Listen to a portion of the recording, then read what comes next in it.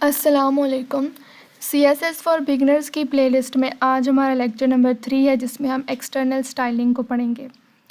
Lecture 2 में मैंने आपको इंटरनल स्टाइलिंग बताई थी और इसका ये लेक्चर जो है डिस्क्रिप्शन में इसका लिंक है, ठीक है। ये बेसिकली हमने यहाँ पे किया था।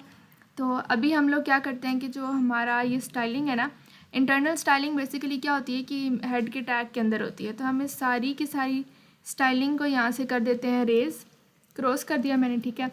और उसके बाद आज लेक्चर नंबर 3 है, तो हम ये चेंज कर लेते हैं 3। और जो हमारे पास टाइप है वो टाइप नंबर 3 है, उसका नाम है एक्सटर्नल, EXTERNAL, एक्सटर्नल स्टाइलिंग, ठीक है। कंट्रोल ऐसे आप इसको कर दे सेव, बाकी हेडिंग टू और डे वैसे ही बना रहा है। आपको मैं ये चीज़ें बताती हूँ। सिंपली यहाँ आपके पास गो लाइव का ऑप्शन होगा इधर नीचे, आपने इसको क्लिक करना है और आपके पास इसकी आउटपुट आ जाएगी जो अभी तक HTML में लिखा हुआ है, ठीक है। अगर आपको गो लाइव का ऑप्शन नहीं मिल रहा तो मैंने इससे पिछले लेक्चर में ही एक एक्सटेंशन डाउनलोड करनी सिखाई है, लाइव सर्वर। तो आप उस लेक्चर को जब देखेंगे तो आप वो एक्सटेंशन इजीली डाउनलोड कर पाएंगे। अब हम इसकी, क्योंकि हम पढ़ रहे हैं एक्सटर्नल स्टाइलिंग, तो उसके लिए HTML का पेज अलग से होता है और CSS का पेज अलग से होता है। अभी मैंने फोल्डर कैसे बनाया, CSS फॉर बिगनर्स, index.html कैसे बनाया, style.css कैसे बनाया, तो इस पर मैं अलग से एक वीडियो बना चुकी हूँ जिसमें मैंने सिर्फ सिखाया हुआ है, कुछ उसमें एक्स्ट्रा नहीं पढ़ाया हुआ।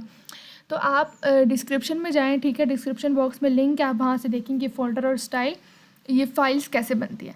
अब style.css पे आएंगे तो यहाँ पे मैं स्टाइलिंग ऐड करूँगी। सबसे पहले मुझे यहाँ पे, मैंने अभी तक हेडिंग 1 लिखा है, हेडिंग 2 और एक डिव बनाई हुई है, तो मैं इनके लिए स्टाइल्स बनाती हूँ। हेडिंग 1 के लिए मैं सिंपली H1 लिखूँगी, ठीक है। अब यहाँ पे जो H1 है ना, ये क्या है, CSS सेलेक्टर है। ये जाएगा उधर पीछे जाके देखेगा H1 कहाँ है, H1 उसको यहाँ पे नज़र आएगा, तो उसके अंदर जो भी लिखा हुआ है उस पर सारी स्टाइलिंग अप्लाई कर देगा, ठीक है। तो यहाँ पे हम इसका कोई सबसे पहले दे देते हैं कलर इसको मैं दे देती हूँ ब्लू वॉयलेंट, ठीक है। कंट्रोल S से करूँगी सेव, यहाँ पे भी आके मैं इसको कंट्रोल S से कर दूँगी सेव। जैसे मैं ब्राउज़र पे आई, मैंने रिफ़्रेश किया, तो यहाँ पे आपने एक चीज़ नोटिस की होगी कि जो टॉपिक लिखा हुआ एक्सटर्नल स्टाइलिंग, इसका तो कलर ही नहीं चेंज हुआ, इसका कलर चेंज होना चाहिए था। तो अब हमने क्या करना है, बेसिकली यही चीज़ मैं आपको समझाना चाहती हूँ कि क्यों नहीं इसका कलर चेंज हुआ। अब ये एक सेपरेटली फ़ाइल है, HTML वाली सेपरेटली फ़ाइल है। इन दोनों फाइल्स को नहीं पता कि इसका कोड यहाँ लिखा और इसकी डिज़ाइनिंग यहाँ लिखी हुई है, तो इन दोनों को हमने लिंक करना है। लिंक करने के लिए हम टाइटल टैग के अंदर आएंगे, सॉरी हेड टैग के अंदर आएंगे। यहाँ पे हम एक लिखेंगे लिंक लिखेंगे, और सॉरी यहाँ पे लिंक लिख के आपने लिखना है REL रिलेशन, ठीक है, इज इक्वल्स टू, प्रेस करेंगे तो डबल इन्वर्टेड कॉमा आपके पास खुद आ जाएंगे। तो आपने लिखना है स्टाइल शीट, उसके बाद आप इसको एट्रीब्यूट दे देंगे टाइप, उसके अंदर आप लिखेंगे CSS, और फिर आपने href एक होता है जिसमें आप लोकेशन डालते हैं, ठीक है। तो ये जो आपकी style.css है ना, आपने इसका यहाँ पे नाम लिखना है, ये style.css आ गया, ठीक है। उसके बाद आपने इसे कर देना है क्लोज, कंट्रोल S से करेंगे सेव, ब्राउज़र पे आएंगे तो अब होप सो इसकी चेंज हो जानी चाहिए थी, लेकिन why this is not change, I think there is a problem here. यहाँ पे मुझे टेक्स्ट भी लिखना चाहिए। अब करते हैं ज़रा, कंट्रोल S से सेव, ब्राउज़र पे आके जैसे इसको रिफ़्रेश किया तो अब आप यहाँ पे देख रहे हैं कि आपके टॉपिक का जो कलर है वो चेंज नज़र आ रहा है जो हमने वहाँ पे लिखा था। अब सिंपली मैंने H2 के लिए स्टाइलिंग लिखनी है, तो मैं क्या करूँगी कि यहाँ पे CSS सेलेक्टर लगाऊँगी, H2, इसको कर लिए ब्रैकेट्स में, यहाँ पे मैं कलर दे देती हूँ, कलर मैं इसको अपना फेवरेट दे देती हूँ, जो भी मुझे यहाँ पे अच्छा लग रहा है।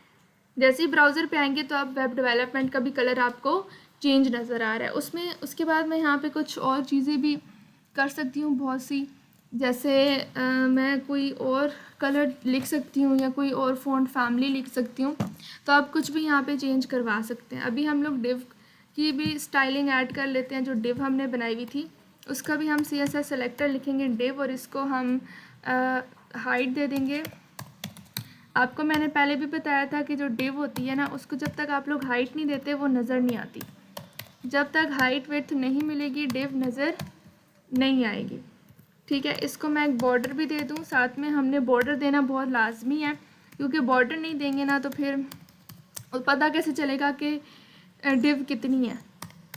सॉलिड ब्लैक मैंने बॉर्डर दे दिया, और मैंने यहाँ पे ना सॉलिड की जगह हम डॉटेड और डैश्ड भी लिखते हैं। ठीक है, तो ये सारा मैंने बताया हुआ आपको पिछले लेक्चर में, आप जाके चेक कर सकते हैं।